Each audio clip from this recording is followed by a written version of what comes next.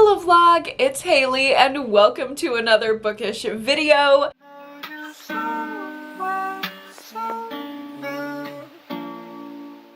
Today I am kicking off a 24-hour readathon. I'm gonna be reading for the next 24 hours straight. I don't care, all my responsibilities out the window. The only thing I'm doing for the next 24 hours is reading. I don't do the pausing of the timer, okay? When I do a 24-hour readathon, it is just a marathon all the way through for 24 hours. I try to read as much as I possibly can. I'm about to start my timer and jump on a stream to start reading with my Patreon.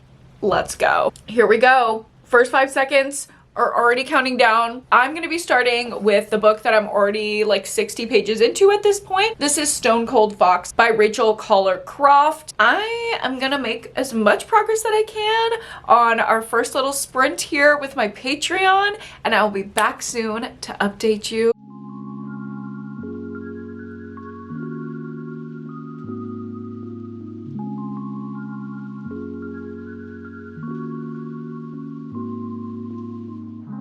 Hello vlog! We are done with our first hour. Officially an hour into the readathon. Oh my god! 1 of 24 completed. I have been just laying with my little girly. My little girly has been sprinting with me. If you don't know her, this is Boba. She's one of my chihuahuas and I love her so much.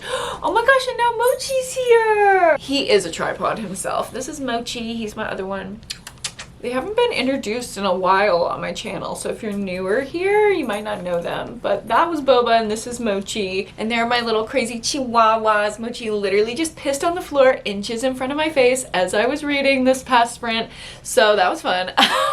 But anyway, I have a reading update for you. I am a third of the way through Stone Cold Fox and I am loving it. Basically, we are following this woman who's made it her life mission to marry rich. Okay, she doesn't really care about the type of man that she is finding. She just wants him to be rich because she is a scammer and she was raised by a scammer. Her mother would go from man to man to man, marry a rich man, kill him, marry the next rich man, kill him. It was that type of situation. So she learned from her mother and she's applying her knowledge, trying to set her sights on a new rich man. And she does, and she's going for him, but he has a lot of people in the way that she has to win over before they can be together. He's got a female best friend who's causing problems. His family also doesn't accept her, and there's just a lot of like rich people drama in here. I love our main character. She's like so horrible. Like she doesn't care any about human connection. She doesn't have any friends. She doesn't care about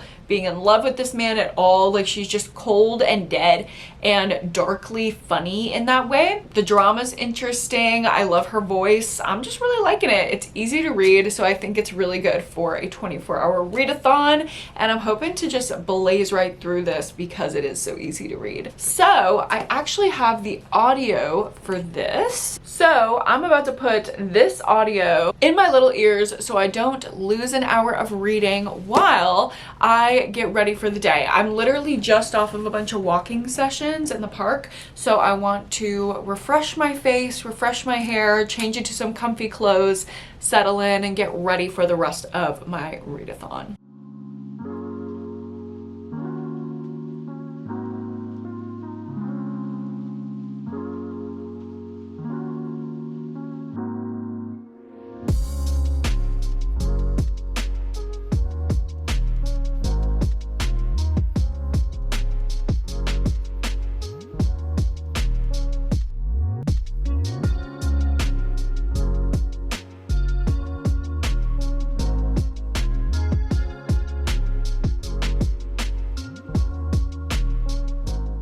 Hello vlog, let's do a time check. We're just under 21 hours in. I love our faces on my lock screen just being so shocked at the time check every single time. So we're a little over 3 hours in and I'm already 75% of the way through my first book. I feel like that's pretty good. I'm loving this. I will say it's not much of a thriller plot. Like, it really is just some rich people drama and this scammer woman that I'm somehow aligned with, trying to keep her marriage to this man from being threatened by his evil bestie. Basically, this evil bestie is trying to expose her past, and I'm like, even though she is a scammer, like, she doesn't deserve to have her past dredged up like that. Like, if the friend was exposing her for what she was doing now, it'd be different. I don't know. There's not much of a plot other than that. It's just kind of rich people drama, straight up. There is a darker piece in here, like, of what's going on in her past, which I don't want to give away, but I do think you should look at trigger warnings if you're sensitive to certain things, because it is pretty dark. But I'm still really liking Stone Cold Fox. I will probably finish it up in the next couple sprints. I'm feeling a little sleepy at this point, so I might have to order some energy drinks. Last time that I did a 24-hour readathon, I got some Alani and it really helped me through. So I think I'm gonna do that, and we'll see how it keeps going. I'll check in with you soon. Not even a quarter of the way through the readathon. Literally still have 34 minutes to spare, and I've already completed my first book. So I'm on track to finish the 4 books that I want to finish over the course of the 24 hours. Obviously, I just finished Stone Cold Fox. I actually was feeling a little bit sleepy. I switched to the audio for a little bit and worked on my little Stranger Things coloring book. So that was really fun. And it actually did keep me engaged and awake more than physically reading. But I went ahead and finished it up physically at the end because it was getting too good and I wanted to read faster than the audiobook was going. And I think I'm gonna give this 4 stars. It was really solid and engaging the whole way through. It was scandal, it was drama, it was exactly what I was wanting.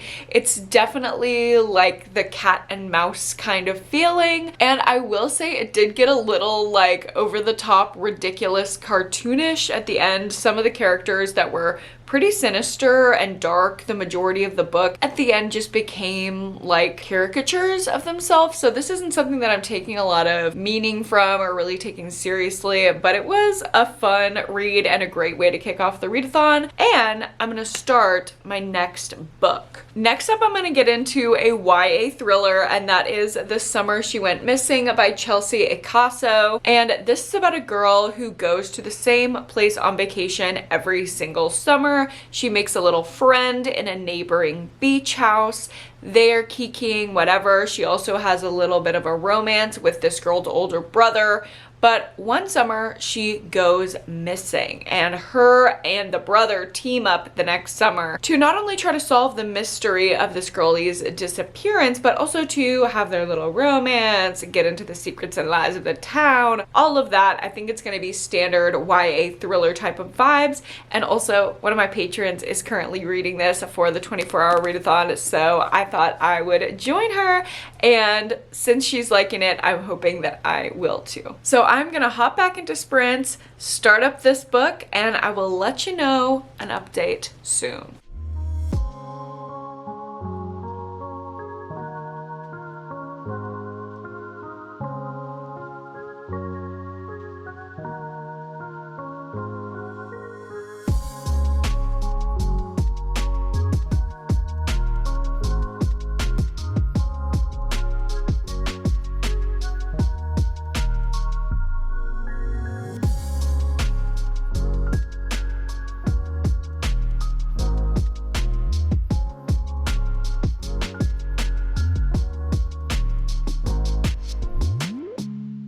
Hello vlog, let's do a time check and an update because a lot has happened. We're at the 16-hour mark, okay? It's been officially 8 hours. It's been 8 hours straight of reading. I made my dinner and I was listening to the audiobook for Summer She Went Missing. And then I also sat down to read it physically a little bit. And then I switched back over to the audio and I made more little progress on my coloring thing. And then I'm switching back over to the physical now. So I've just been on a journey with this book already. I'm 40% of the way through and I'm really, really liking it. It reminds me a lot of A Good Girl's Guide to Murder. Actually, the writing style is really, really similar. And the main character, she's like doing her little investigation thing with her like sidekick boy that she has a romantic interest with, and they're like going around making little investigative notes in their little journal. Like, it's literally giving Pip. This is giving A Good Girl's Guide to Murder. If you like A Good Girl's Guide to Murder, you will like this book. The thing is though that this one is like summery and it takes place in a vacation town, and there's like secrets and I'm pretty sure like police corruption. So it's fun. I don't know, I'm having a good time with it. I'm gonna keep on switching between the audio and the physical and making more progress. I'm really proud of myself that I'm almost 1.5 books in at the 8-hour mark. That's like a big slay for me. So let's keep reading.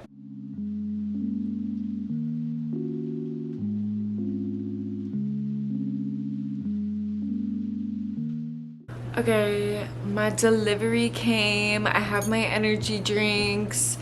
I'm drinking a peach vibe. What the fuck does a vibe taste like? I guess I'm about to find out.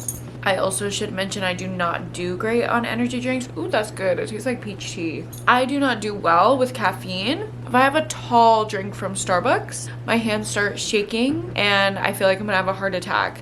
So whenever I have an energy drink, I start to go a little manic mode, but it'll be a fun time. It'll be a really fun time. Do you feel how low energy I am right now? Yeah, I need this. I need this, girl. We're gonna rock with it. Also, I'm over halfway through this book and it's just good, y'all. It's just good. It's just good, light, easy to read, summer fun. I'm just really liking it. So not really much of a thought in my head, but these are the perfect books to be reading for a 24-hour readathon because, girl, it's just a lot of drama, not a lot else. And I'm good with that.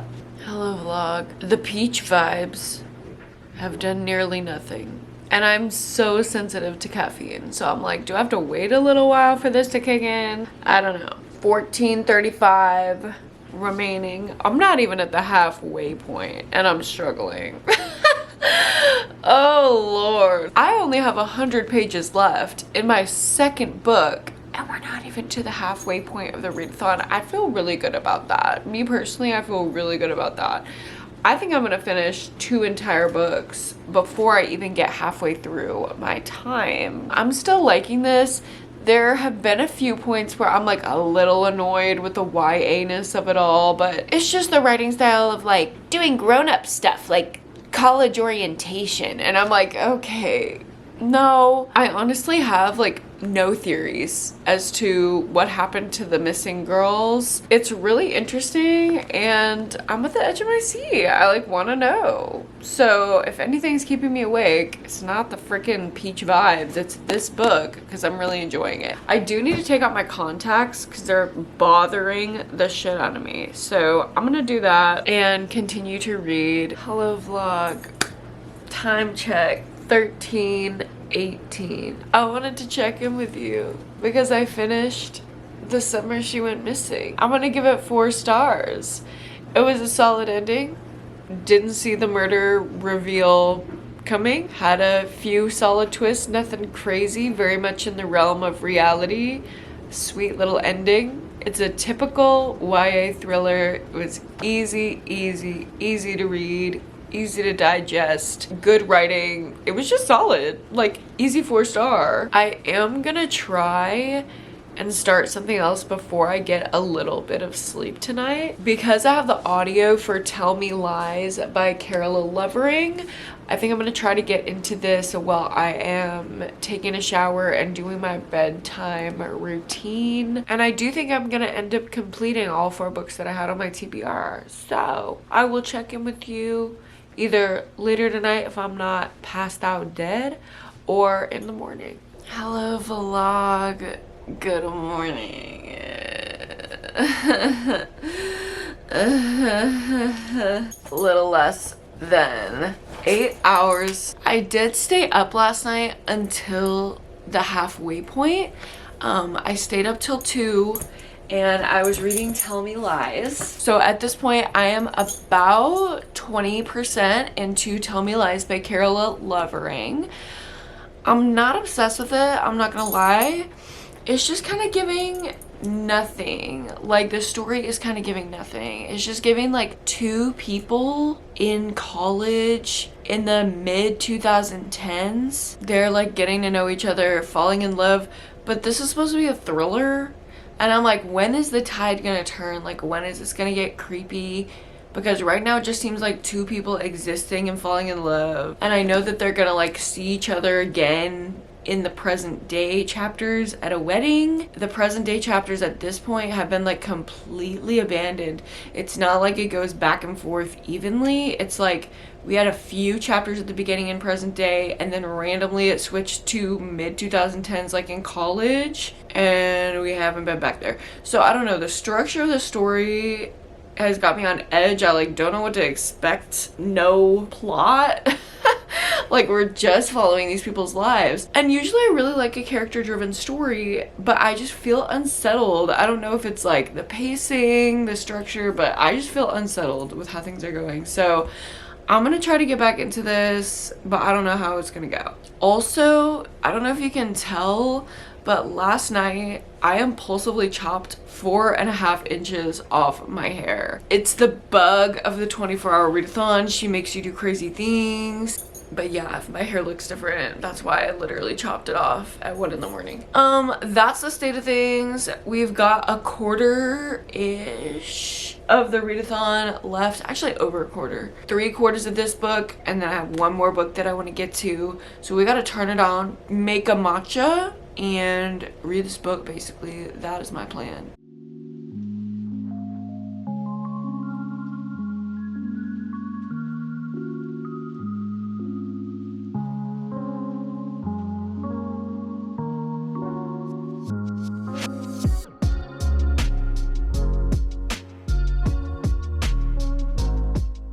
Hello vlog, let's do a time check. I've got 5 hours and 25 minutes left. I am officially halfway through Tell Me Lies, and I'm feeling much more invested now. The more I got to know our main female character, the more that I fucking feel for her.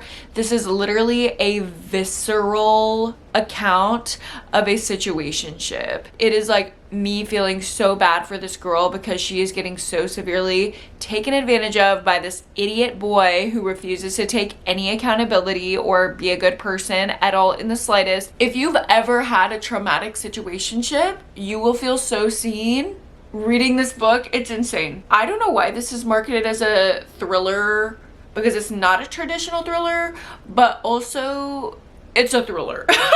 You know what I mean? Like, it is not twisty, it's not mysterious, but it's a horror story, okay? This is a horror story disguised as a love story. When I got into like part 2 and 3, something in me just like snapped, and all of a sudden I started like voraciously reading this. I think I'm gonna get back on stream in a little bit to finish up the last little quarter of the 24 hours with my Patreon girls. I've been switching back and forth between reading physically and then doing the audio with more of my little Stranger Things coloring. I'm gonna keep on reading, streaming, chilling, and I'll get back with you when I have an update.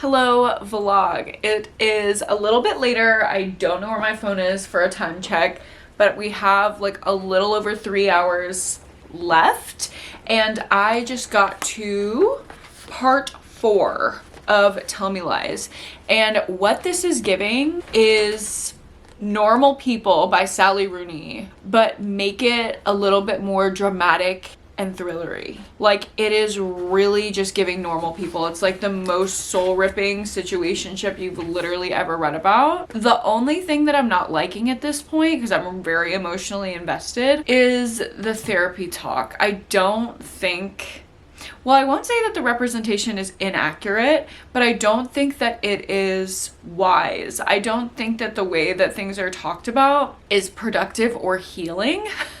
Although I do think that this is a way that some therapists talk to their clients. I am just not one to diagnose, especially not to diagnose other people in my client's life. And that's my problem with the therapist in this book, is that the main character, the girl, is like talking about this guy that she's involved with, and immediately her therapist is like, well, he's a psychopath and he's a narcissist. And I'm like, okay, first of all, we cannot diagnose people that we've never seen with our eyes and that are not on our client load. Like, okay, unethical king. But beyond that, I think it's really reductive to just put a label, especially the overused label of narcissist and sociopath and psychopath, when people don't even really know what that means. It's just overused and reductive, and it kind of takes away from all of the things that this man has done to hurt the main character. I'm like, okay, so we're just gonna call him a psychopath and move on? Like, no, like that to me is like, he now doesn't have to take responsibility for any of his actions because we can just say, oh, he has this mental thing and move on. No.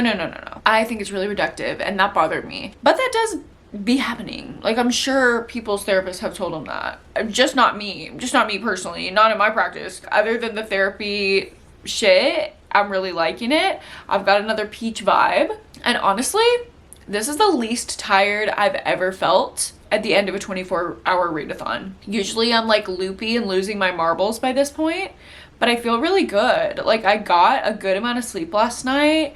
I've been chilling. So I'm gonna power through this book and then hopefully finish the last novella on my TBR as well. Fingers crossed. Hello vlog, I have done my hair and I feel a lot better about it. Let's do a time check. I've got 2 hours and 20 minutes left. That's like nothing, but I think it's enough time to read my novella because I did finish Tell Me Lies, and wow, that was a really emotional conclusion. I'm still on the fence about the mental health rep. I still think it was a little bit shoddy. There were also some references to bipolar in here that really caught me off guard, that I'm like, I actually don't love that. Some of the most wonderful, important people in my life have bipolar, so I'm like, why are you talking about it as if it means that you're gonna be a crazy person? Not true. That bothered me a bit. And then also like the blanket term psychopath narcissist talk annoyed me a bit, but the end was incredible. And overall, it's just a really emotional, intense, dramatic, cathartic reading experience if you've ever been in a life-ruining situationship. I loved the way that it ended. Literally, those mental health pieces are the only thing holding me back from giving this 5 stars, so I'm gonna land on a 4.5, but I think it's definitely worth the read, and now I cannot wait to watch the show. In my last couple hours of my 24-hour readathon, I'm gonna be picking up The Swimmers by Julie Otsuka, and I'm just gonna marathon this one. Luckily, she's a teeny tiny little girl, and all the words are kind of concentrated in the middle of the page, so I think it should be a quick read for me. And this is about a group of older people that swim in the pool every day. That's like part of their routine. And one of these older people is a woman with dementia. And when a crack appears at the bottom of the pool, it really starts messing with her, and everyone has to come together around her dissociation and dementia episodes and support her. It's supposed to be emotional and moving. I think she's having like dementia flashbacks of her time in a Japanese incarceration camp, which is really sad and really scary. And I'm really looking forward to see how that is handled in here. I don't know why I picked 2 emotional reads back to back. I think I thought this one was gonna be lighter than it actually ended up being, but whatever. We'll get into some more emotional content. Let's go.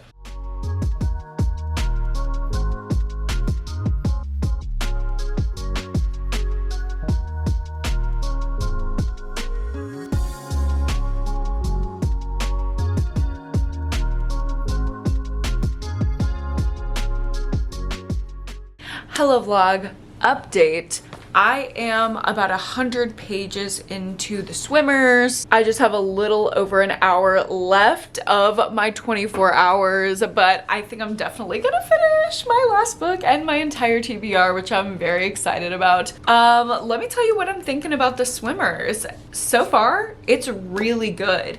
It's not necessarily plot driven or character driven. It's more setting driven. Like, it's all about the community built around this public pool. All the people that show up at the public pool, how they feel like it's a part of their routine, what that means to them, and how that progresses as this crack shows up in the pool, and then at the halfway point things kind of shift.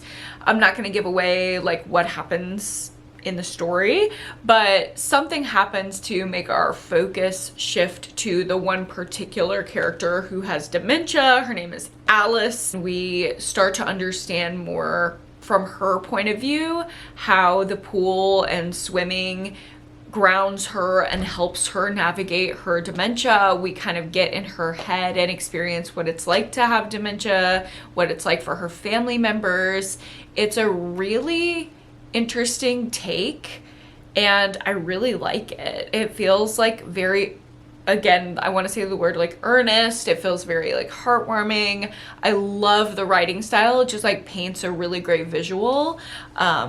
I'm really liking it. It was really, really easy to just breeze through those 100 pages, but I will say now in the like back half, it's getting a little bit emotionally just like heavier dealing with the dementia stuff. I'm still really enjoying it. So I have about an hour left and I'm gonna finish up my book and then we will wrap up.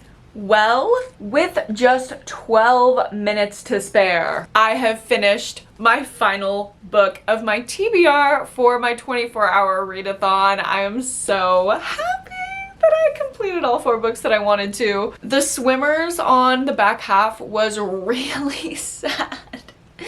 Oh my gosh, it was really, really sad. It became all about grief and just like what it's like to lose someone to Alzheimer's or dementia. It's really, really, really sad, but it's also really, really, really, really well written.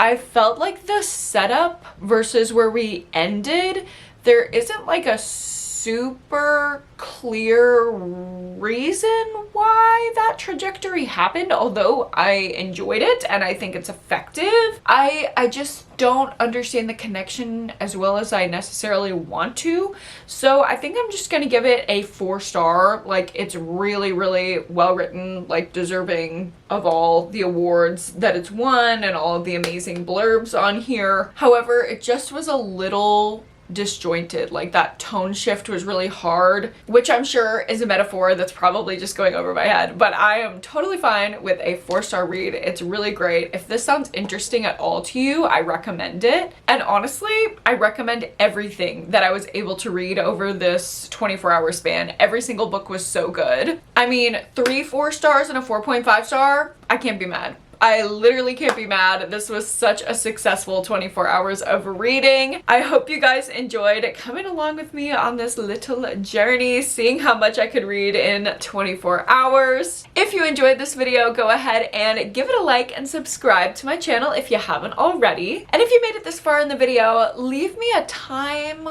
or clock related emoji down below. You can do a clock emoji, you can do like the hourglass, like the sand. I just want to see what y'all come up with. And thank you so much again for hanging out with me and spending your time watching this video. I hope you have a wonderful rest of your day, and don't forget to go to therapy and read a book this week. I will see you guys in my next one. Bye!